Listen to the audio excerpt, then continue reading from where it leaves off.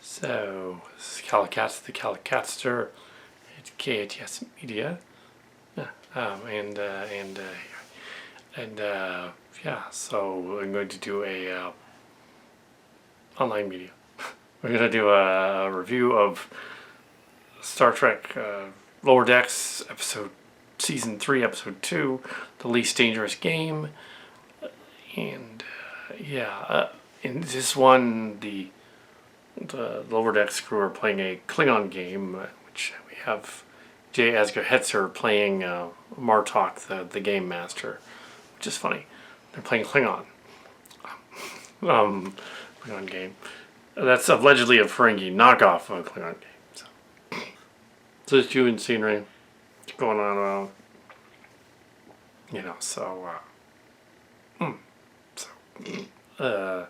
the B story is that Ransom, the captain guy, the commander guy, the one with the muscles, and Mariner go to this planet to fix a space elevator. They keep pulling on the lift. Rutherford and the chief engineer are down on the planet, and they run into trouble on the planet. The people in the lift, he can't really fix it. He's trying to admit that he's incompetent. He's basically Henderson from Starcrackers. But if he was actually muscly. He's like a jock version of Henderson. He's the way Henderson in Starcrackers sees himself. Even though he's completely not that. In the Starcrackers, he's not at all in shape. Raxler and Thompson were more in shape in Starcrackers. Anyway, so they're not doing Starcrackers. But the character is kind of like that one from there. Tendi continues to be like the Tendi from now, compared to the 20 years later one in Strange Worlds, the Starship Locations, and that's cool. So it still doesn't break any consistency rules. Least dangerous guy. There's a predator alien on the ship that wants to hunt them. Sort of like, I don't think he's supposed to be the predator. I think he's just supposed to be like the alien that does that. That's people. Boimler signs up to be hunted, then pretends to be the hunter, and he finds that funny, so he stops hunting him.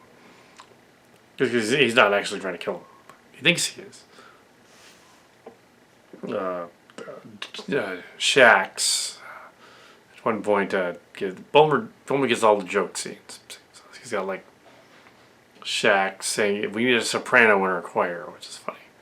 He wouldn't be a soprano, he'd be a falsetto because he's male. Unless the implication is that Boimler is in fact a girl. That would be funny. Falsetto. A boy soprano. He can't be if he has no. So of course, maybe Mariner broke his nads, so they could replicate new ones.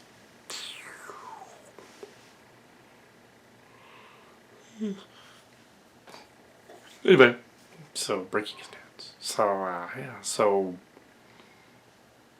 It was fun. It was a fun episode. It worked. It's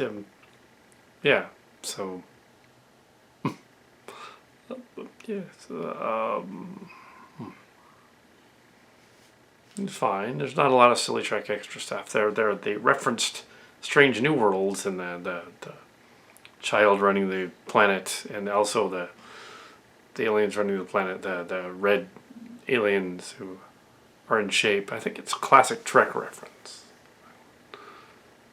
Yeah, so it's a classic Trek reference and the other one. I think Kirk did visit a planet like that, yeah. So I feel like it's a reference. But it's fine. They have space elevators now. So fun.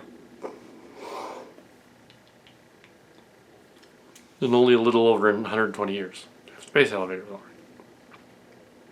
On the planet. They would still be kind of primitive, wouldn't they? Oh, well. Anyway, so, just can't think what the planet's called right now. And, so that's my review of it. Much more. The Least Dangerous Game. Alright, that's my review.